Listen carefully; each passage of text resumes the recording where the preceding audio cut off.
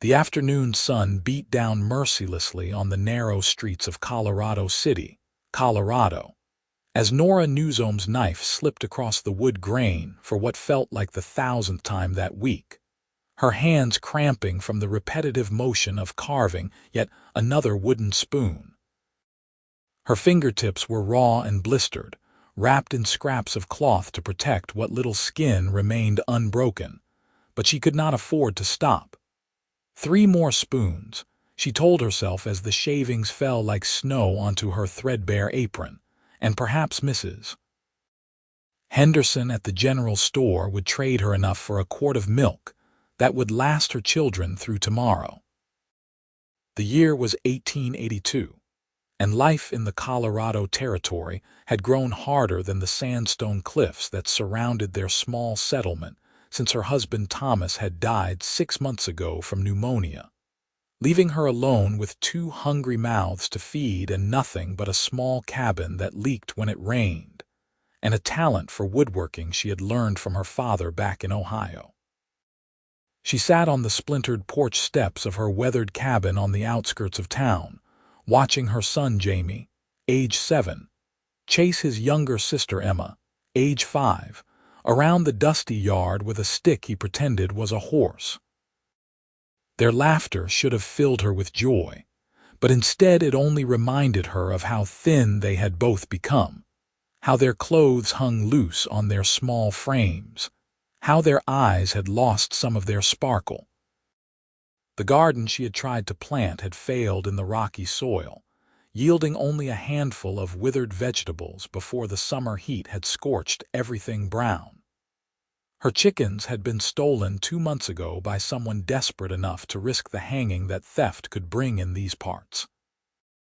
All she had left was her ability to carve, to shape wood into something useful, something someone might want enough to trade for food. The spoon in her hands was taking shape slowly, the bowl deepening with each careful stroke of her blade. She had gotten better at this over the months, learning which wood worked best, how to follow the grain, how to sand the surface smooth with rocks from the creek bed. The first spoons she had made had been crude things, barely functional, but desperation had refined her skills quickly. Now her spoons were sought after by some of the women in town who appreciated the delicate handles she carved, sometimes adding a small flower or vine pattern when she had extra time and energy. But the trade was never quite enough. A spoon for a cup of flour, 2 spoons for a small bag of cornmeal, 3 spoons for a quart of milk that her children would drink so quickly it seemed to vanish before it touched their lips. The sound of hoofbeats on the hard-packed dirt road made her look up from her work, shielding her eyes against the afternoon glare. A rider was approaching, sitting tall in the saddle on a beautiful chestnut mare that looked well-fed and well-cared for, a stark contrast to the desperate state of most things in Colorado City these days. As he drew closer, Nora recognized him as one of the ranch hands from the Fletcher spread about 10 miles outside of town, though she did not know his name.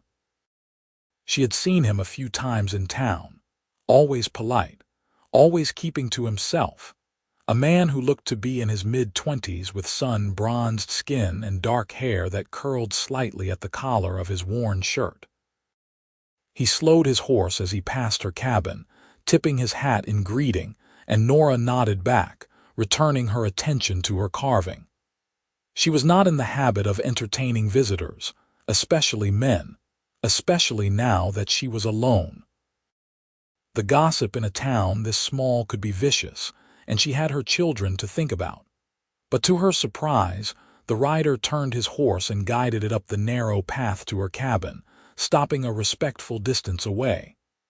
"Afternoon, madam," he said, his voice deep and pleasant. "Name's Nathan Fletcher. I hope I am not disturbing you." "Mr. Fletcher," Nora replied, setting down her carving but not standing. "Can I help you with something?" He dismounted with easy grace, holding his horse's reins loosely in one hand. Up close, She could see that his eyes were a striking blue-gray, the color of storm clouds gathering over the mountains, and there was something kind in his expression that made her feel slightly less wary. "I have been watching you carve those spoons every time I ride through town," he said. "Saw you trading them at Henderson's store last week. You make them all yourself." "I do," Nora said, uncertain where this conversation was heading. "It is honest work."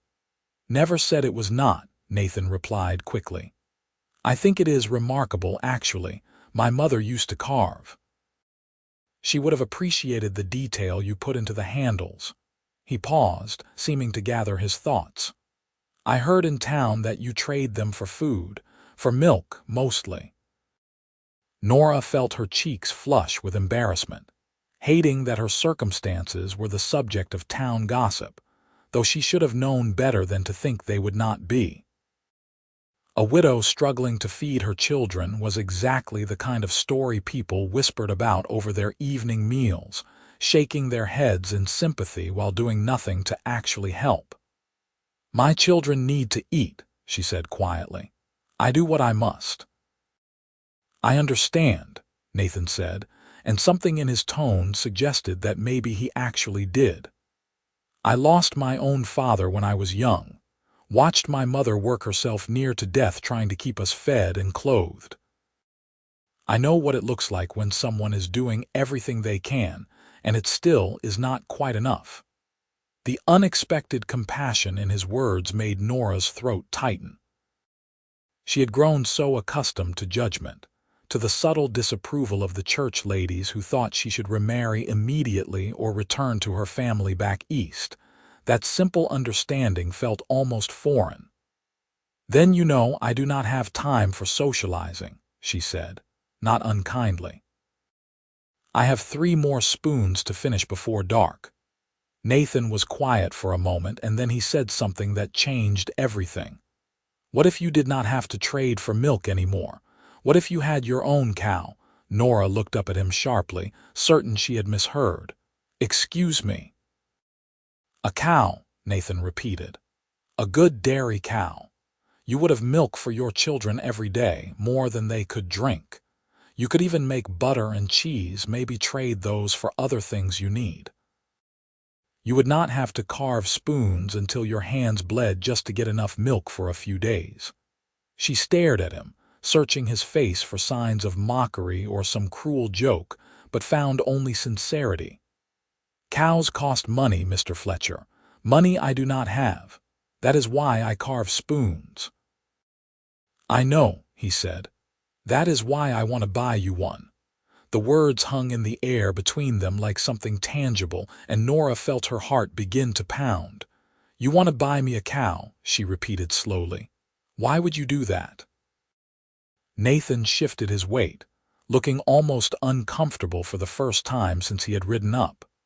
"Because I can," he said finally. "Because I have been fortunate in my work, and my uncle pays me fair wages, and I have been saving money with no particular purpose for it. Because I see you out here every day working yourself to the bone, and I see your children playing in the yard looking too thin, and I know I could help if you would let me." "I cannot accept charity," Nora said immediately, even as part of her desperately wanted to say yes, to accept this impossible gift that could change everything for her family. "People would talk. People already talk," Nathan pointed out gently. "They talk about everything in a town this size. But let them talk about how someone helped a neighbor in need instead of watching her struggle. Let them talk about how your children started looking healthier, how you did not have to work your fingers raw anymore." Nora set down the half-finished spoon and stood, wrapping her arms around herself despite the heat. "I do not understand why you would do this for strangers," she said. "What do you want in return?" "Nothing," Nathan said, and the simple honesty in his voice made her believe him. "Maybe your company sometime, if you are willing. A conversation over coffee. But no expectations, no obligations. I just want to help because I can and because it is the right thing to do." She looked at him for a long moment, this stranger who was offering her something that seemed too good to be true. In her experience, men always wanted something in return, always had ulterior motives. But there was something different about Nathan Fletcher, something in the straightforward way he met her eyes, in the gentle concern in his expression when he glanced at her children still playing in the yard. "You are serious," she said finally. "Completely serious," Nathan confirmed. "There is a cattle auction in Denver next week. I was planning to go anyway to look at some breeding stock for my uncle's ranch. I could pick up a good dairy cow for you at the same time. Would not be any trouble at all." Nora felt tears pricking at her eyes and blinked them back fiercely.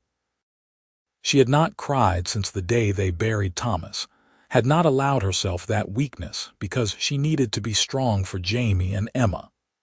But this unexpected kindness was threatening to break through the walls she had built around her heart. "If you are truly offering," she said, her voice barely above a whisper, "then yes. Yes, I would be grateful beyond words." The smile that broke across Nathan's face transformed him, making him look younger and somehow more handsome. "Then it is settled," he said. "I will head to Denver at the end of the week and bring you back the best dairy cow I can find. In the meantime, is there anything else you need?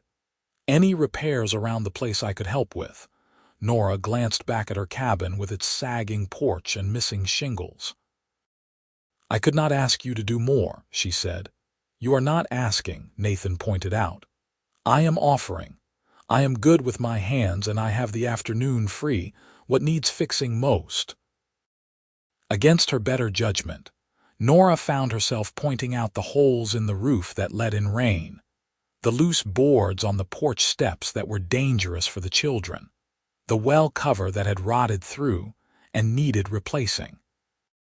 Nathan listened carefully, then nodded and went to his horse, pulling a well-worn toolbox from his saddlebags. "You carry tools with you?" Nora asked, surprised. "Always," Nathan said. "Never know when something will need mending. My uncle taught me to be prepared for anything." He set to work immediately, and Nora returned to her carving, though she found it difficult to concentrate with him there. She was hyper-aware of his presence, of the sound of him hammering and sawing, of the occasional soft curse when something did not fit quite right.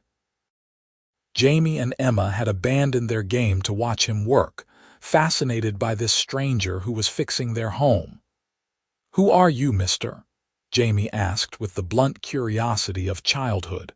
"Name's Nathan," he replied, looking down at the boy with a friendly smile. "I work on a ranch not too far from here.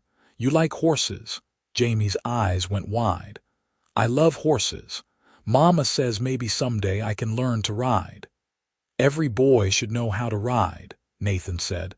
"Maybe I could teach you sometime if your mother says it is all right."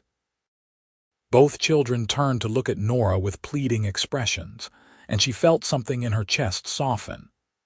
"We will see," she said, which was not a yes but also not a no. The children seemed satisfied with that answer and continued to pepper Nathan with questions while he worked. By the time the sun was starting to dip toward the mountains, Nathan had patched the worst of the roof damage, reinforced the porch steps, and built a new cover for the well from some spare lumber he found stacked behind the cabin. Nora had finished her 3 spoons and started on a 4th, unable to stop herself from glancing up every few minutes to watch him work. There was something meditative about the way he moved, confident and capable, taking pride in doing the job well even though he was not being paid. "Thank you," Nora said when he finally packed up his tools.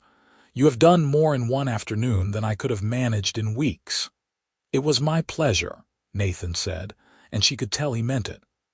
"I will head to Denver on Friday and be back by the middle of next week with your cow." "Is there a place to keep her?" Nora nodded toward the small shed behind the cabin. "My husband built that for the chickens we used to have. It would need some cleaning, but it should work for a cow." "I can help with that when I bring her," Nathan offered. Make sure everything is set up right for her." An awkward silence fell between them, and Nora realized she did not want him to leave yet. The cabin would feel emptier somehow once he rode away. The evening would stretch longer and lonelier.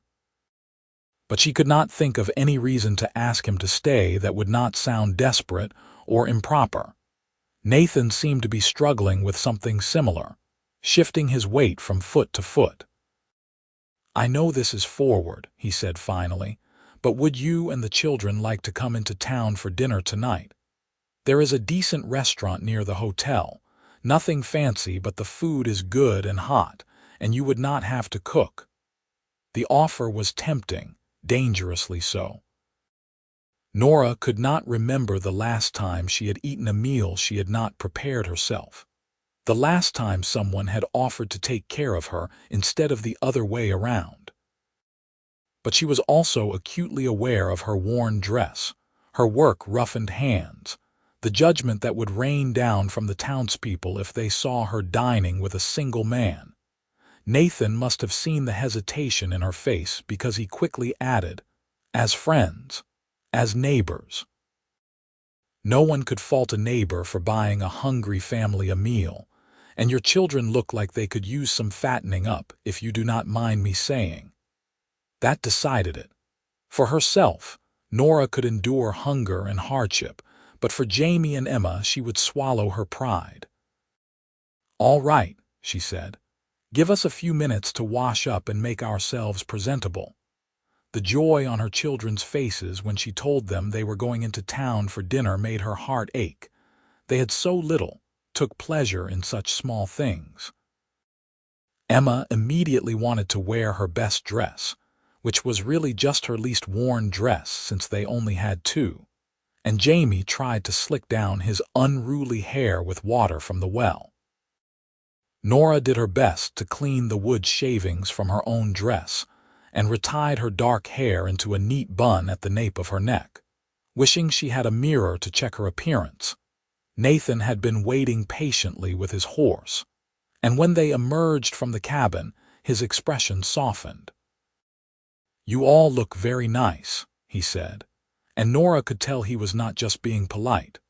The walk into town was just over a mile, with Nathan leading his horse and the children skipping ahead, their earlier exhaustion forgotten in their excitement. Nora walked beside Nathan, acutely aware of his nearness, of the subtle scent of leather and sage that clung to him. They talked as they walked, careful conversation about safe topics. He told her about his work on his uncle's ranch, about the cattle they raised and the horses they trained. She told him about her life before Colorado, about growing up in Ohio and meeting Thomas when he had come through town as a traveling salesman, about their decision to head west in search of better opportunities. "You regret it?" Nathan asked. "Coming west?" Nora considered the question carefully. "I regret that Thomas is gone," she said finally. "I regret that my children have to know hunger and hardship, but I do not regret the journey itself. There is something about this land, something wild and beautiful and full of possibility. I think we could have built something good here if we had been given more time." "You still can," Nathan said quietly. "Build something good, I mean. It is not too late." The restaurant was warm and bright, smelling of roasting meat and fresh bread, and Nora had to blink back tears again when she saw the wonder on her children's faces. They had not eaten in a restaurant since before Thomas died, had almost forgotten what it was like to have someone serve them food they had not grown or trapped or traded for themselves. Nathan ordered generously, insisting they try the roast beef and mashed potatoes, the fresh vegetables, the apple pie that was the restaurant's specialty. Nora wanted to protest the expense, but he waved off her concerns with easy grace. "I told you," he said, "I have been saving money with nothing to spend it on. Let me do this. Let me help." The meal was delicious, better than anything Nora could have made even if she had the ingredients. Jamie and Emma ate until their bellies were round and full, and the color seemed to return to their cheeks right before her eyes. Nora ate more slowly, savoring every bite, trying to remember the last time food had tasted this good. They did draw stares from the other diners, whispers from the tables around them, but Nathan seemed completely unbothered. He was charming and attentive, drawing the children into conversation, making them laugh with stories about the animals on the ranch. He had an easy way with them, Nora noticed, a natural warmth that came from genuine affection rather than condescension. By the end of the meal, Emma was sitting on his lap while he told her about the new foal that had been born last month, and Jamie was begging to visit the ranch to see the horses. "If your mother agrees," Nathan said, looking at Nora with a question in his eyes, "you are all welcome to visit any time. It is beautiful country out that way. Wide open spaces, good riding trails." "We will see," Nora said again, though she was finding it harder and harder to think of reasons to refuse him. He was kind and generous, clearly good with her children, and there was something about him that made her feel safe in a way she had not felt since Thomas died. But it was too soon, too fast. She barely knew this man, and she could not afford to let her guard down completely. After dinner, Nathan walked them back to their cabin through the gathering darkness, carrying a sleepy Emma in his arms while Jamie stumbled along half asleep. Nora felt a strange contentment settling over her, a peace she had not known in months. The evening had been perfect, simple and uncomplicated, and exactly what her weary soul had needed. At her door, Nathan carefully transferred Emma into Nora's arms. "Thank you for accepting my invitation," he said softly, mindful of the sleeping child. "I enjoyed the company more than I can say." "We should be thanking you," Nora replied. "You have been incredibly generous. I do not know how I can ever repay you." "I told you, I do not want repayment," Nathan said, "but I would like to see you again. Not because of the cow, not because of any obligation, just because I would like to get to know you better. Would that be all right?" Nora's heart was racing, and she was grateful for the darkness that hid the flush in her cheeks. "I would like that too," she admitted. The smile he gave her was like sunshine breaking through clouds. "Then I will see you when I get back from Denver. Take care of yourself, Nora." It was the first time he had used her given name, and the sound of it on his lips sent a shiver down her spine that had nothing to do with the cooling night air. She watched him ride away into the darkness, standing on her newly repaired porch until the sound of hoofbeats faded completely.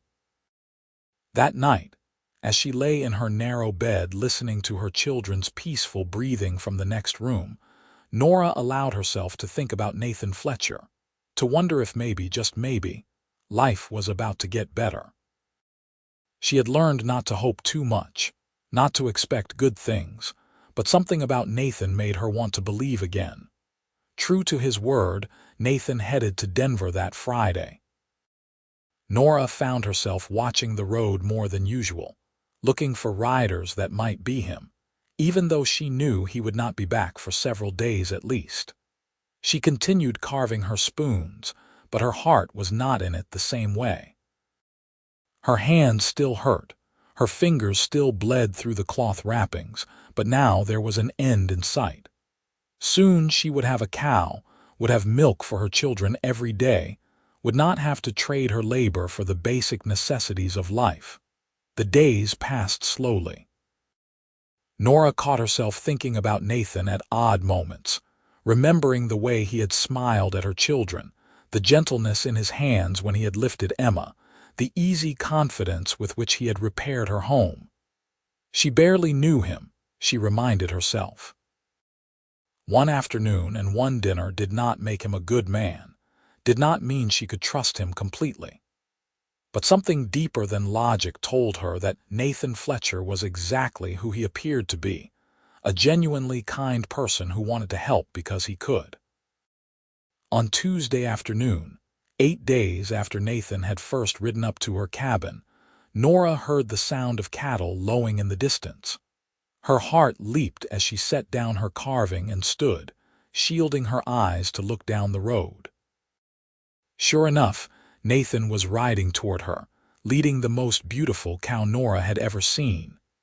She was a deep brown color with gentle eyes and a full udder that promised plenty of milk. Behind Nathan rode another man, older and broader, who Nora guessed must be his uncle.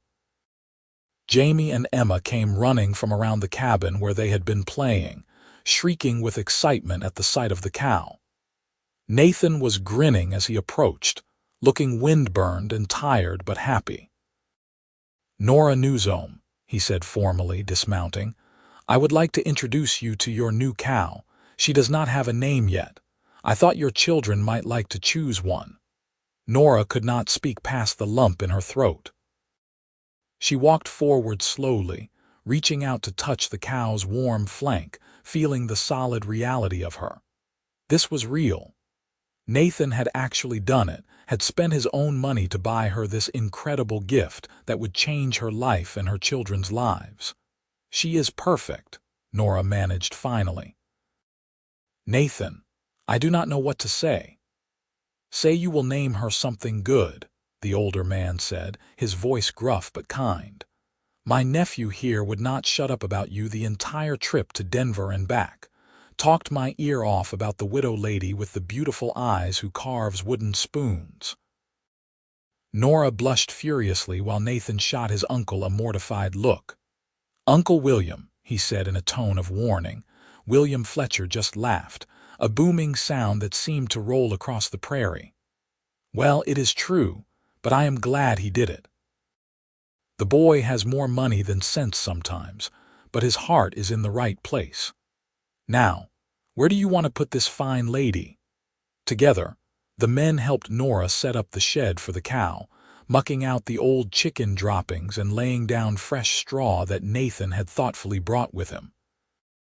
William gave Nora a quick lesson in milking, his large hands surprisingly gentle as he showed her the proper technique. The cow stood patiently through it all, and when Nora tried milking herself for the first time, rich white milk streamed into the bucket in a way that felt almost miraculous. "She is a good producer," William said approvingly. "Should give you 2 gallons a day, easy. That is more than enough for your family with plenty left over to trade if you want." The children had decided to name the cow Rosie, and they were already acting like she was their new pet, stroking her face and talking to her in the high, sweet voices children used with animals. Nora watched them, feeling happiness bubble up inside her like a spring after winter. When everything was settled, William excused himself, saying he needed to get back to the ranch. But he paused before mounting his horse, fixing Nora with a direct look. "My nephew is a good man," he said quietly, pitched low so Nathan would not hear. "Best man I know, truth be told. Lost his parents young, came to work for me when he was just 15. He has worked hard for everything he has, never asked for anything he did not earn. I am telling you this because I see the way he looks at you, and I see the way you look at him, and I think you both deserve some happiness. But I also know you have children to think about and a reputation to protect. So I want you to know that if anyone in town has anything to say about Nathan helping you, they will answer to me. The Fletcher name still means something in these parts." "Thank you," Nora said, touched by his protectiveness of his nephew and his unexpected support of her. "That means more than you know." William nodded once, then swung into his saddle with the ease of long practice. "Nathan, get yourself home before dark," he called. "I am not explaining to your aunt why I let you get shot by outlaws on the road." After William left, Nathan lingered, showing Nora again how to milk Rosie, making sure she was comfortable with the process. His hands covered hers briefly, guiding her movements, and Nora felt heat bloom where their skin touched.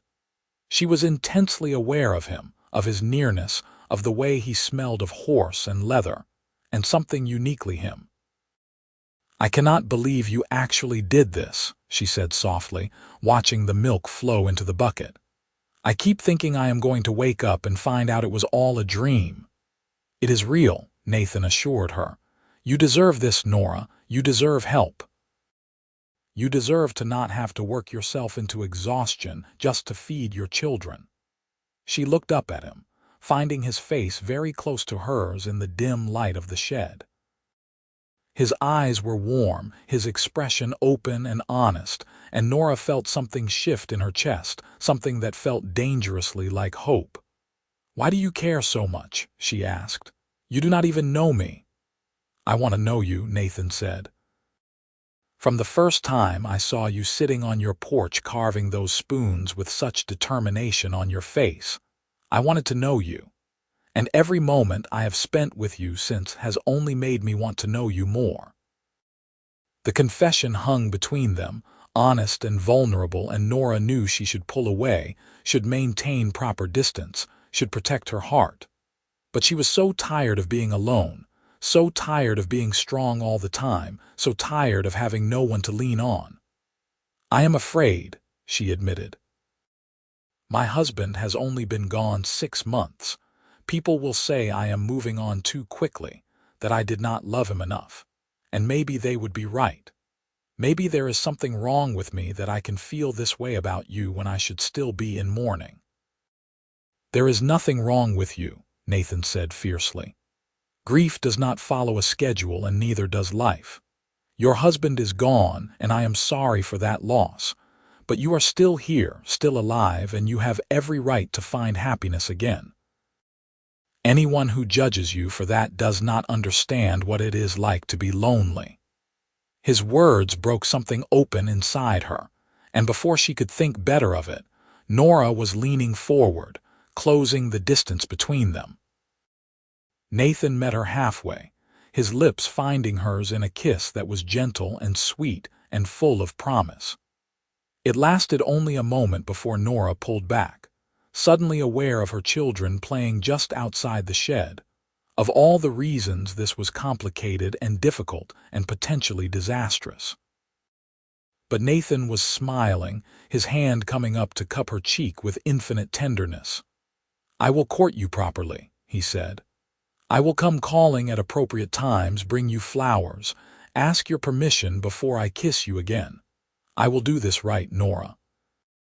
I will show everyone in this town that my intentions are honorable, that I respect you and value you and want to build something real with you." "What if I do not want to wait for proper courting?" Nora asked, surprising herself with her boldness. "What if I want you to kiss me again right now?" Nathan's answering laugh was low and warm.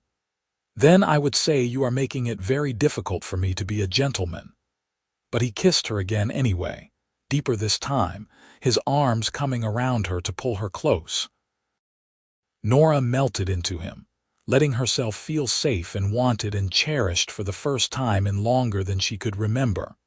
They were interrupted by Emma calling for her mother, and they broke apart quickly, both breathless and flushed. Nathan cleared his throat, running a hand through his hair in a gesture Nora was coming to recognize as nervous. "I should go," he said.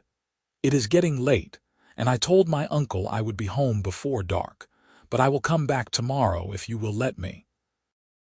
I will bring some feed for Rosie and check that everything is working all right with the shed." "I would like that," Nora said, and the understatement made them both smile. That night, after the children were asleep and Nora had milked Rosie for the second time, marveling at the abundance of fresh milk, she sat on her porch in the darkness and let herself think about the future. A month ago, she had been at her lowest point, barely surviving, seeing no way forward except more of the same grinding poverty and loneliness. Now she had a cow that would provide for her family, and she had Nathan, who looked at her like she was something precious and worth cherishing. It felt like too much good fortune, like the universe was balancing out all the bad that had come before.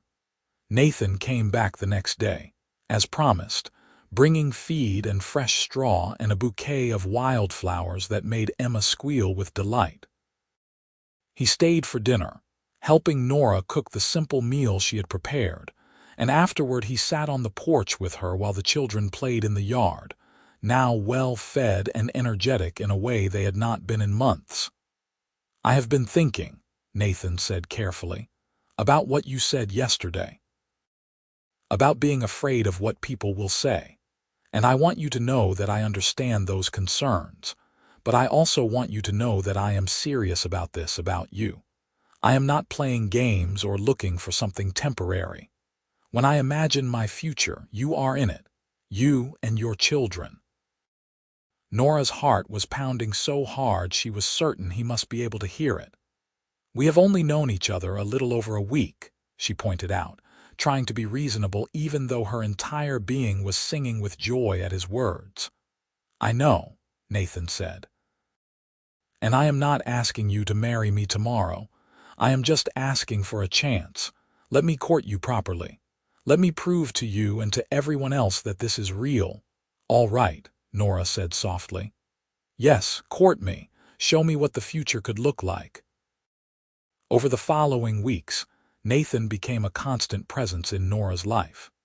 He came by nearly every day, always with some excuse, some reason why he needed to check on the cow or repair something else around the cabin, or bring them surplus vegetables from the ranch garden.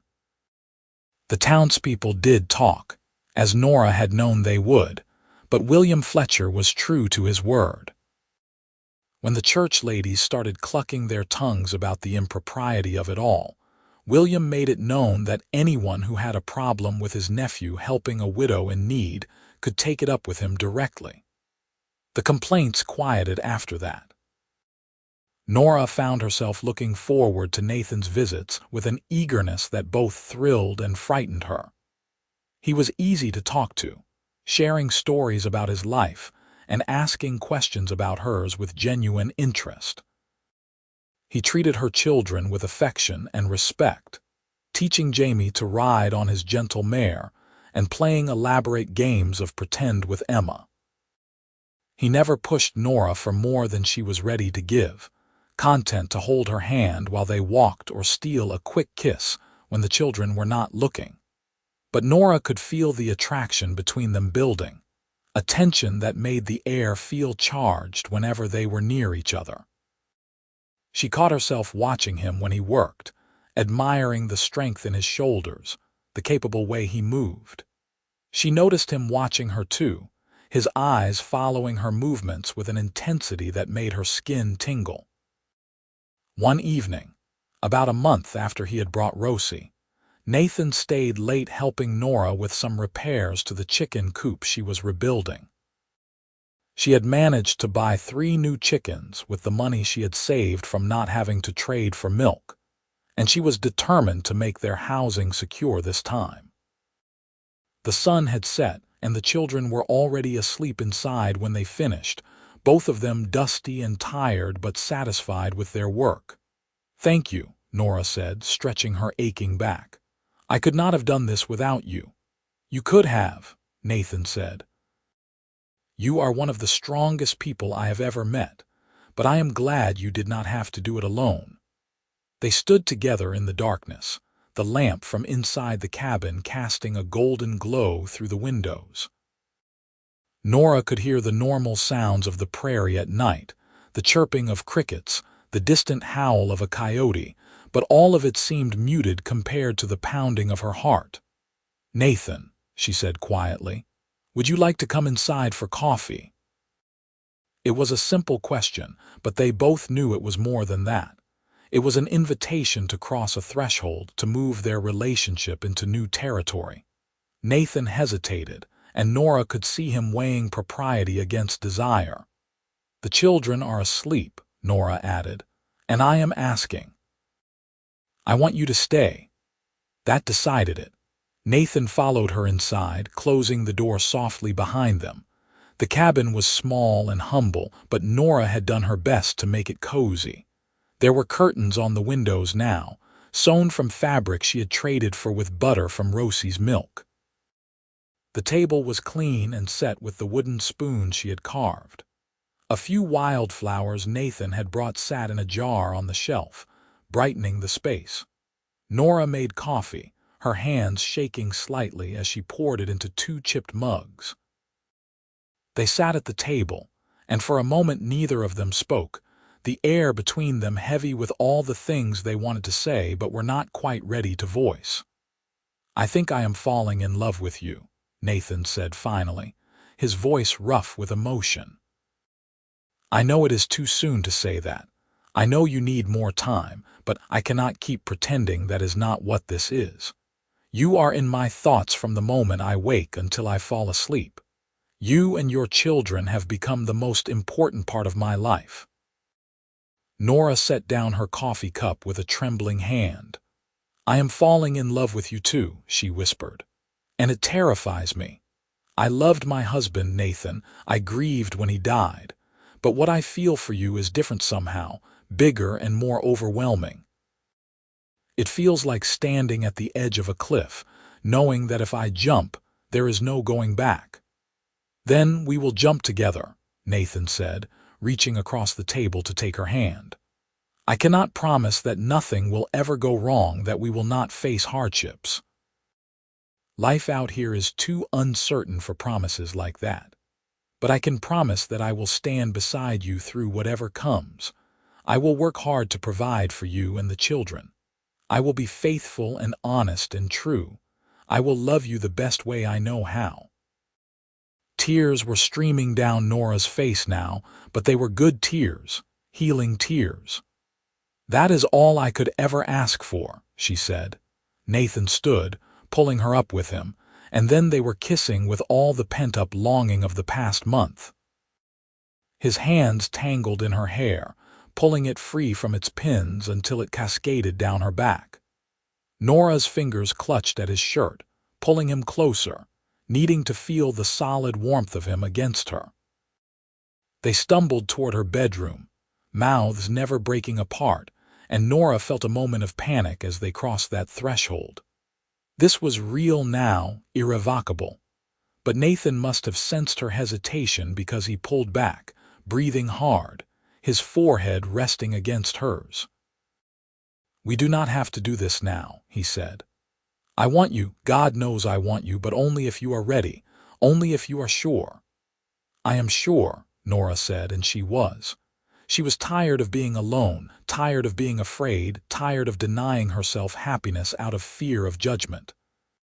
She wanted this, wanted him, wanted to feel alive and desired and whole again. "I want this. I want you." That was all the permission Nathan needed. He swept her into his arms, carrying her the rest of the way to the bed, and they came together with a passion that felt both new and somehow inevitable, as if they had been moving toward this moment since the first time their eyes met.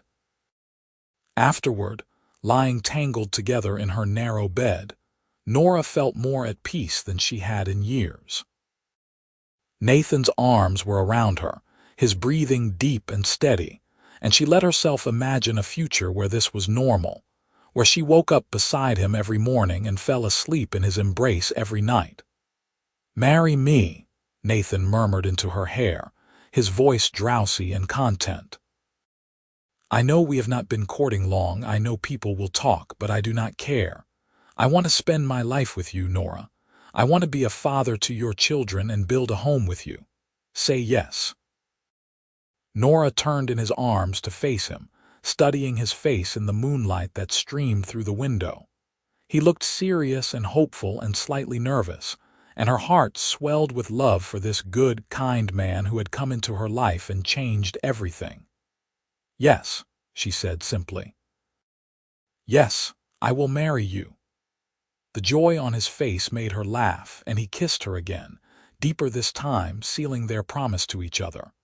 They made love again, slower and more tender, learning each other's bodies, communicating without words all the love and desire and commitment they felt.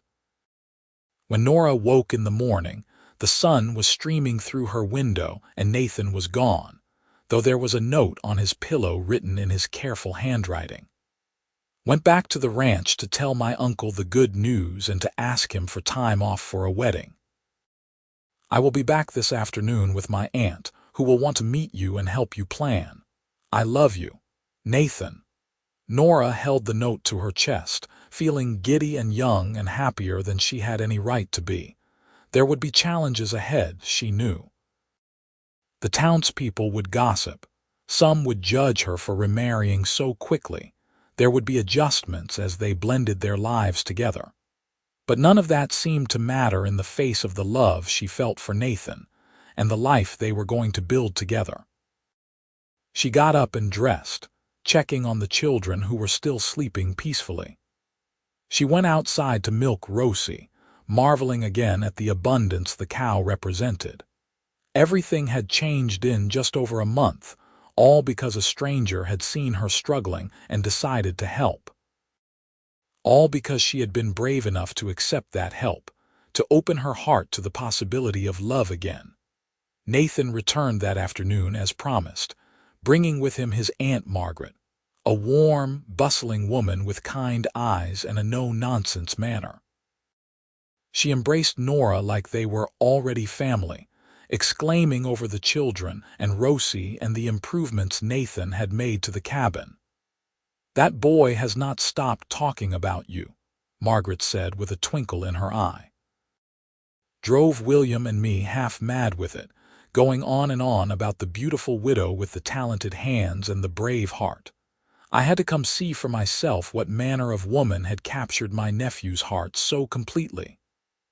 "I hope I do not disappoint," Nora said nervously. "Disappoint? Child, you are exactly what he needs.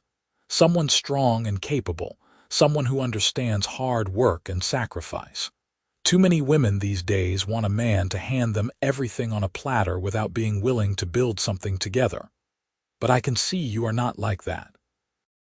You are a partner, not a burden." The praise made Nora's eyes sting with tears. She had been judged so harshly by so many people since Thomas died, criticized for not doing enough or doing too much, for being too proud to accept help or too desperate when she did. To be accepted so completely by Nathan's family felt like a gift. Over the next week, Margaret helped Nora plan a simple wedding ceremony to be held at the ranch. It would be small, just family and a few close friends, but Margaret insisted on making it special. She helped Nora sew a new dress from beautiful blue fabric that matched her eyes, the first new clothing Nora had owned in years. She arranged for food and flowers and even a small cake, brushing off Nora's protests about the expense. "You are family now," Margaret said firmly. "And family takes care of each other. Besides, William and I never had children of our own. Nathan is like a son to us, and now you and your little ones will be like grandchildren. Let us spoil you a little. We can afford it, and it brings us joy." The wedding took place on a beautiful September afternoon, with the aspens turning gold on the mountainsides and the air crisp and clean. Nora wore her new blue dress with wildflowers in her hair, and Nathan looked handsome in his best suit, his eyes never leaving her face as she walked toward him across the ranch yard. The ceremony was performed by a traveling preacher who happened to be passing through, and it was simple and sweet and perfect. Jamie stood beside Nathan as his best man, looking impossibly grown up and serious, while Emma scattered flower petals with great concentration. When Nathan slipped a simple gold band onto Nora's finger, she felt something settle deep in her soul, a sense of rightness and belonging that she had never experienced before. "I love you," Nathan whispered as he kissed her, making it official. "Today and always." "Today and always," Nora echoed, and meant it with every fiber of her being. The celebration afterward was joyful, with good food and music and dancing under the stars. Nora watched her children laughing and playing with the ranch hands' families, their bellies full and their faces bright with happiness, and she knew she had made the right choice. This was the life she wanted for them, surrounded by love and community and possibility. That night, Nathan carried her over the threshold of the small house William had given them as a wedding present, a sturdy two-room structure on the edge of the ranch property. It was not grand, but it was theirs, with a good roof and solid walls and room for their family to grow. "Welcome home, Mrs. Fletcher," Nathan said, setting her down gently. "Home," Nora repeated, testing out the word. It felt good, felt true. For the first time since leaving Ohio, she had a real home, not just a place to survive, but a place to truly live. They made love in their new bed with the enthusiasm of newlyweds, exploring each other without the fear of being interrupted or discovered. Afterward, lying in Nathan's arms, Nora thought about the journey that had brought her to this moment. The loss and grief and struggle had been real and terrible, but they had also led her here, to this man, to this life. She would not wish away the pain even if she could, because it had shaped her into someone strong enough to accept love when it was offered, brave enough to take a chance on happiness again. The months that followed were some of the happiest of Nora's life. She and the children settled into their new home, and Nathan proved to be every bit as good as his word. He was patient with Jamie and Emma, slowly taking on the role of father without trying to replace the man they had lost. He taught Jamie to ride and rope, and all the skills a boy needed to grow into a good man. He doted on Emma, letting her help him with his chores and telling her stories that made her giggle. With Nora, he was tender and passionate by turns, making her feel cherished and desired. They worked together to improve their little homestead, adding chickens and a garden, talking about their dreams for the future.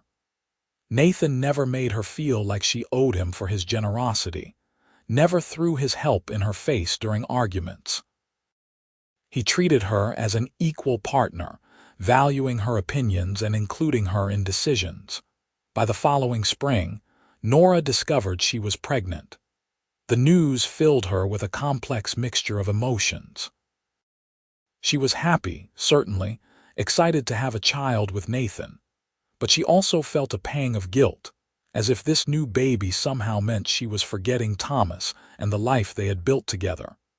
Nathan found her crying in the garden one afternoon, overwhelmed by her conflicted feelings. He sat down beside her in the dirt, pulling her into his arms with infinite gentleness.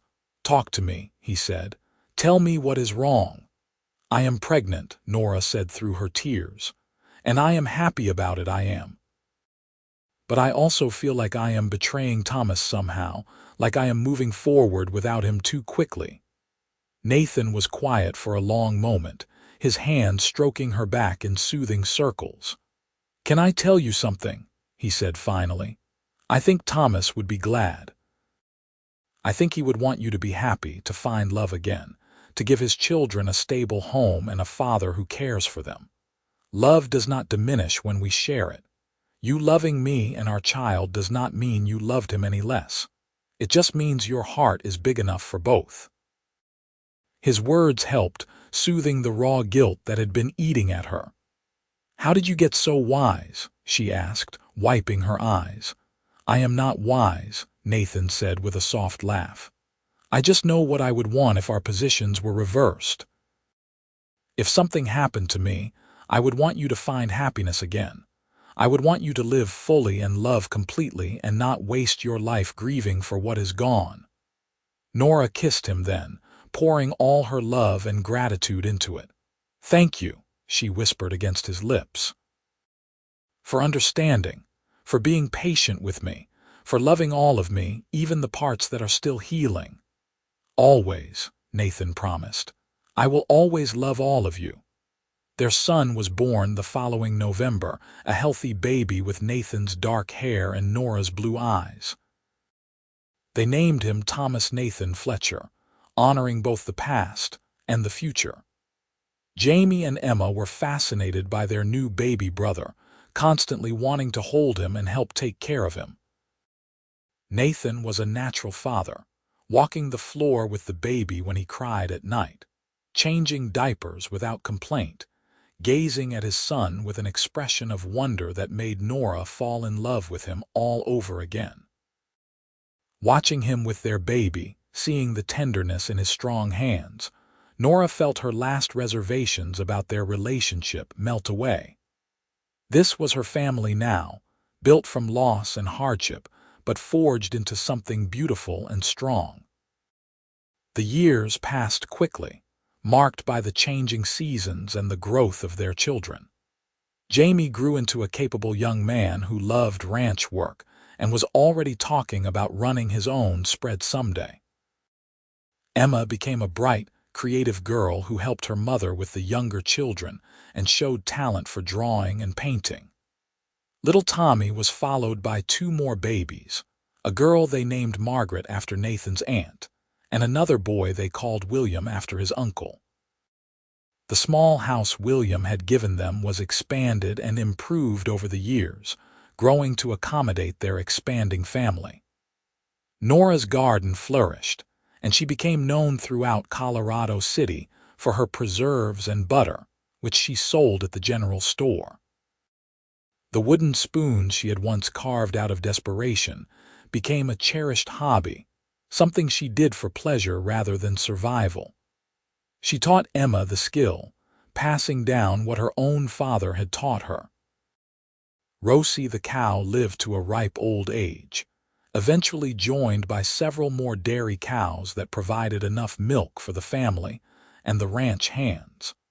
Nora never forgot that Rosie represented the turning point in her life, the moment when a stranger's kindness had changed everything. Even after the cow died of old age, Nora kept one of her horns mounted in the kitchen as a reminder of where they had come from. Nathan thrived as well, eventually becoming William's partner in the ranch when the older man decided to retire. He was respected in the community for his fairness and hard work, and he and Nora became pillars of Colorado City society, known for their generosity to those in need. They never forgot what it was like to struggle, and they made sure to help other families who found themselves in desperate circumstances. Sometimes, on quiet evenings when the children were in bed, Nora and Nathan would sit on the porch of their home and watch the sun set over the mountains, their hands intertwined. They would talk about the early days, about the afternoon when he had first ridden up to her dilapidated cabin and offered to buy her a cow. It seemed like another lifetime ago, like something that had happened to different people. "Do you ever regret it?" Nora asked him one such evening, when they were both well into their 40s and their eldest children were starting families of their own. Taking a chance on a struggling widow with 2 children and nothing to her name but a pile of wooden spoons. Nathan turned to look at her, his eyes still as blue-gray as the day they met, his hair now streaked with silver at the temples. "Not for a single second," he said firmly. "You and our family are the best thing that ever happened to me. I thank God every day that I was riding through town that afternoon, that I had the courage to stop and talk to you, that you were brave enough to accept help from a stranger." "I thank God for it too," Nora said softly. "I was so lost back then, so certain that my life was over. And then you appeared like an answer to a prayer I had not even known how to pray." "We saved each other," Nathan said. "You gave me purpose and family and love. I gave you security and support, but we built this life together, Nora. Every bit of it." She leaned her head on his shoulder, breathing in the familiar scent of him, feeling the solid warmth of his body against hers. "Together," she agreed. "Today and always." As the stars began to emerge in the darkening sky, Nora reflected on the unexpected path her life had taken. She had loved and lost, struggled and survived, and ultimately found a happiness she had never imagined possible. The wooden spoon she had carved in desperation had brought her to Nathan, and Nathan had brought her to a life filled with love and purpose and belonging. Their children grew up strong and healthy, carrying forward the values of hard work and compassion that their parents had instilled in them. Jamie eventually married and started his own ranch with his father's help, raising cattle and horses on land that stretched toward the mountains. Emma married a schoolteacher and moved to Denver, but she visited often with her own children, filling the house with laughter and chaos. Tommy and Margaret and William all found their own paths, some staying close to home and others venturing further afield, but all of them remained connected to the family that had been built on a foundation of love and second chances. As Nora and Nathan grew older, they watched their family expand with grandchildren and great-grandchildren, a legacy of love that extended far beyond anything Nora had dreamed possible during those dark days when she had sat on her porch, carving spoons with bleeding fingers. The story of how they met became family legend, told and retold at gatherings, a reminder that sometimes the greatest blessings come from the darkest moments, that kindness can change lives in ways we cannot imagine. On their 25th wedding anniversary, their children and grandchildren threw them a huge celebration at the ranch. The house and yard were filled with people. Multiple generations gathered to honor the love story that had started it all. There was music and dancing and more food than could possibly be eaten, and Nora felt her heart swell with gratitude for the richness of her life. Late in the evening, when most of the guests had gone home and only family remained, Nathan pulled Nora aside. "Come with me," he said mysteriously, leading her toward the barn. Inside, he had set up a small display, carefully arranged and lovingly presented. There were the wooden spoons Nora had carved all those years ago, the ones that had not been traded away but kept as mementos. There was a painting Emma had done of the old cabin where they had met, capturing its weathered beauty and the determination it had represented. There were photographs of their children at various ages, documenting the family they had created together. But the centerpiece of the display was a beautifully carved wooden plaque, clearly the work of a master craftsman. On it was inscribed their story, condensed into a few simple lines. She was carving wooden spoons to trade for milk. He bought her a cow instead. From this simple act of kindness grew a love that built a family, a legacy, and a life beyond measure. Nora read the words through tears, her hand finding Nathan's and gripping it tightly. "This is beautiful," she whispered. "When did you make this?" "I have been working on it for months," Nathan admitted. "I wanted to give you something that captured what our life has meant, something our children and grandchildren could look at and remember where we came from. We started with so little, Nora, but we built so much." She turned to face him, this man who had been her savior, her partner, her love for a quarter-century. He was older now, his face lined with years of sun and wind, his body bearing the marks of a lifetime of hard work. But to her, he was as handsome as the day he had first ridden up to her cabin, as kind as the moment he had offered to buy her a cow, as dear as every moment they had shared in between. "I love you," she said simply. "More than words can express. You gave me everything when I had nothing.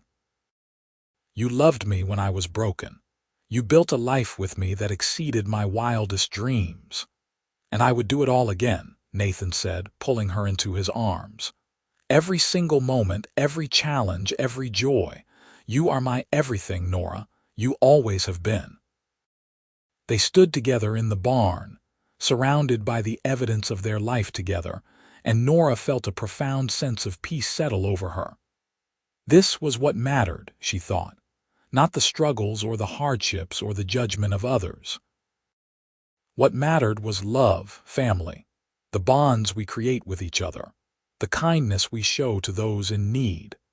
As they walked back to the house hand in hand, they could hear their family inside, laughing and talking, their voices blending together in a symphony of love and connection.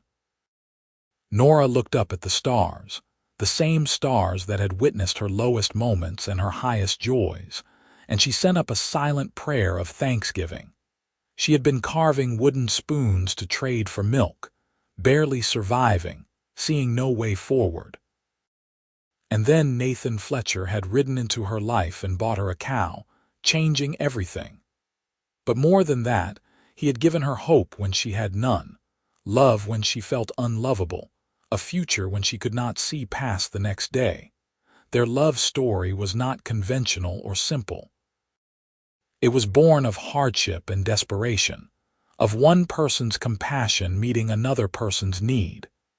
But it was real and true and enduring, a testament to the power of kindness and the resilience of the human heart. Years later, when they were both old and gray, sitting together on the porch of the home they had built together, Nora would look at Nathan and still see the young cowboy who had offered her a cow instead of pity. And Nathan would look at Nora and still see the determined young widow who had carved wooden spoons with bleeding hands to feed her children. They had started with nothing but need and compassion, and they had built an empire of love that would outlast them both, living on in their children and grandchildren and all the generations to come. And whenever anyone asked them the secret to their long and happy marriage, they would smile and tell the story of the wooden spoons and the cow, of how sometimes the smallest act of kindness can change everything, of how love can grow in the most unlikely places if we are brave enough to nurture it. As Nora took her last breath many years later, surrounded by her family in the home she and Nathan had filled with love, her final thoughts were of gratitude. Gratitude for the struggles that had made her strong, for the loss that had taught her to appreciate what she had, for the cowboy who had seen past her poverty to the person beneath, for the life they had built together from the ashes of her despair. And Nathan, holding her hand as she passed, felt his heart break even as he celebrated the incredible gift of having loved and been loved by such an extraordinary woman. She had been his anchor, his purpose, his joy. And though grief threatened to consume him, he knew he would carry on because that was what they had built together, a family strong enough to endure, a love powerful enough to transcend even death. The legacy of Nora and Nathan Fletcher lived on long after they were both gone, in the stories their grandchildren told their own children, in the kindness they showed to strangers, in the understanding that love and compassion could change the world one person at a time. The ranch they had built continued to thrive, a testament to hard work and dedication. The town of Colorado City grew and prospered, and the Fletcher name remained synonymous with integrity and generosity. And somewhere, in a museum dedicated to preserving the history of the Old West, a collection of simple wooden spoons sits in a glass case, alongside a plaque telling the story of how they brought two people together, how they represented survival and transformation, how they were the beginning of a love story that spanned decades and touched countless lives. Because that is the truth about love, Nora and Nathan would have said. It does not always start with grand gestures or perfect circumstances. Sometimes it starts with something as simple as wooden spoons traded for milk, and a cowboy kind enough to buy a cow instead. Sometimes it starts with seeing someone's need and choosing to meet it, with opening your heart to possibility even when you are afraid, with taking a chance on happiness even when you have every reason to protect yourself. Their story became a beacon of hope for anyone who had ever felt lost or alone or certain that their best days were behind them. It proved that it is never too late to start over, never too late to find love, never too late to build something beautiful from the ruins of what came before. And so the legend of Nora and Nathan Fletcher lived on, passed down through generations, A reminder that kindness matters, that love endures, that sometimes the most extraordinary lives begin with the most ordinary moments. A woman carving wooden spoons on a porch, a cowboy riding by, a single act of compassion that changed everything. That was how it started, and from that simple beginning grew a love that filled a house with children and laughter, that built a ranch and a legacy, that proved beyond any doubt that the best things in life often come when we least expect them, wrapped in packages we might not recognize at first, but that contain within them all the magic and possibility in the world. The end of their story was not sad, because they had lived fully and loved completely, and left behind a family that carried their values forward into the future. They had taken the broken pieces of their early lives and forged them into something whole and beautiful and enduring. They had found each other when they both needed it most, and they had built a life that honored both their love for each other and their gratitude for the second chance they had been given. And if you ever find yourself in Colorado City, if you take the time to visit the small cemetery on the hill where Nora and Nathan Fletcher are buried side by side, you will see on their shared headstone the simple inscription that tells you everything you need to know about their extraordinary, ordinary love. She carved wooden spoons. He bought her a cow. Together they built a life.